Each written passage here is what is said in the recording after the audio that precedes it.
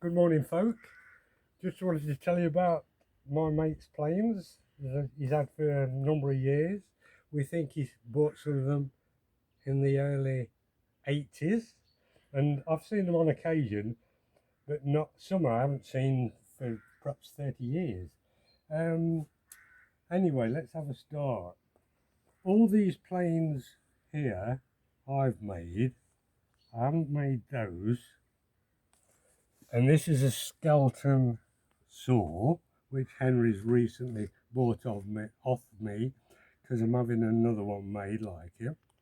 And I gave Henry that, or I think I gave you that one. You did give it to Yeah. me. Yeah. Have you got a picture of Henry? This is Henry. Yeah. Say hi, Henry. Hey there. One of my best mates, known him for years, and his wife, but his wife's in the kitchen doing something. Scones.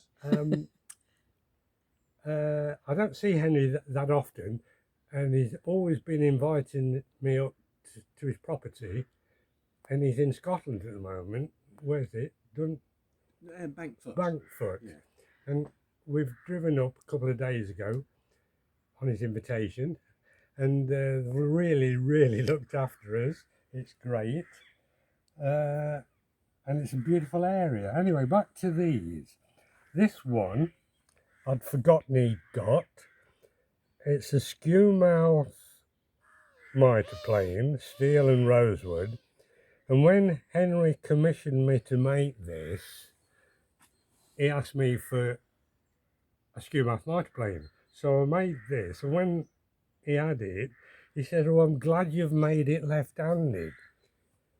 And I hadn't deliberately made it left-handed. I realised I'd been making all my skew mouth mitre planes left-handed, so, which I've now altered to whatever people want.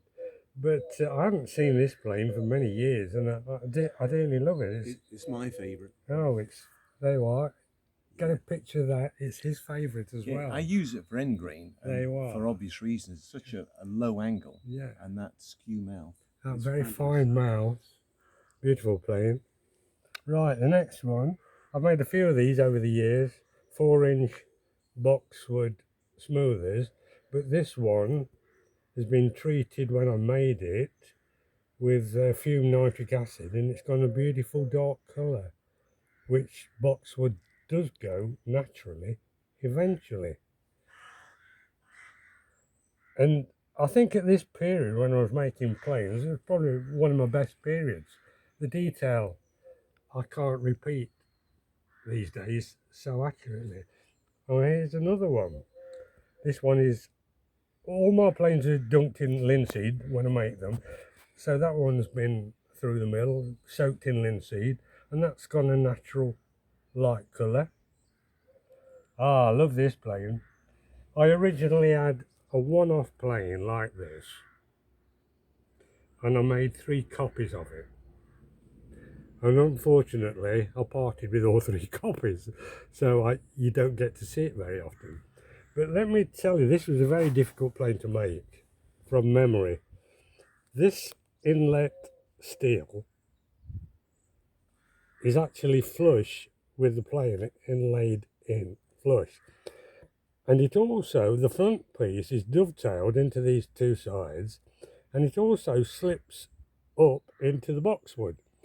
And the only way I could assemble that, following what this original man had made, is to do it in place. I had to dovetail it once it was let into the plane, which made it pretty difficult. You cannot assemble that and put it in the plane afterwards. It has to go in 3 pieces, dovetailed and peened off. It's a bit of a work of art, as I said myself. I wouldn't like to do it again. A lot of work for such a small plane, but it's beautiful. And incidentally, this one has been in nitric acid fumes. And over the years, when they're in people's collections, they start to go darker and darker with the nitric acid. If this was my plane, I would now highlight it, rub it back to make it look more natural. That side is much more natural looking to me than that. It just wants highlighting. and I would do that for Henry if he wishes. They've all gone darker since Yeah, I've had them yeah, over the but that years. I one have hasn't done. noticed that. Yeah. They've mellowed nicely. Yeah, And but perhaps a bit too much in my opinion. It just yeah, I wants know what you mean. Yeah. Oh, this one is It's This- not mine. this one is mine, Yeah.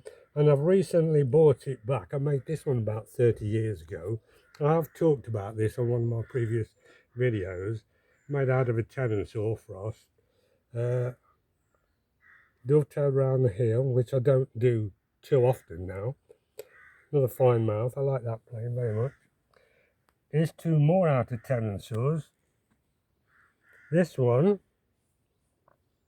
is by Tyzak, W. Tyzak and Turner, the saw maker. And then this plane here, called Ebony Infill, this one is made out of the blank side of a tenant saw. One side of the tenant saw has the name on, and I get a lot of spare brass with the blank sides. Sometimes I will decorate these myself. In this instance, it's just plain. And very nice it is too, and that's coloured boxwood. Right.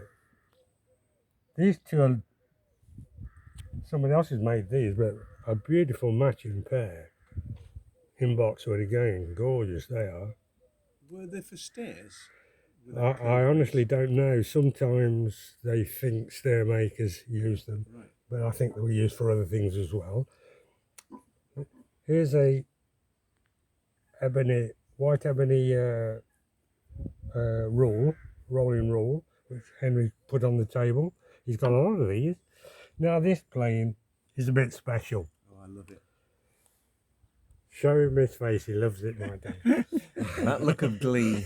It's, Right. it's a work of joy.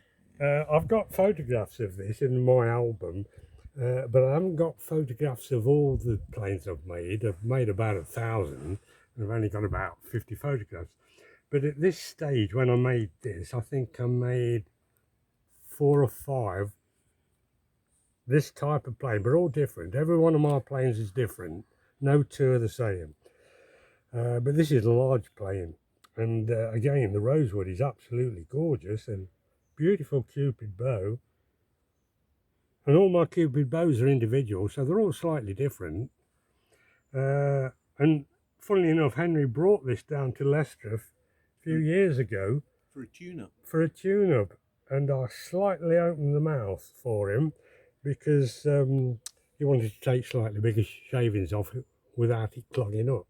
And I remember after I'd done it, it works superbly. Have you used it since then? Not since then, no, but when you demonstrate it, it did work Yeah. completely differently. Yeah. Brass and steel, very nice plane. I keep telling him they're going up in price. It's his pension, I hope. What else can I talk about? Oh, he's got some lignum vitae objects. We don't know where, Henry doesn't know where these actually came from. Probably out of an old mill. but Yeah, yeah, Like you, I use them for pencil holders. yeah, there you are. Lovely. And just show them the garden, my dear. I will. Yeah, span round.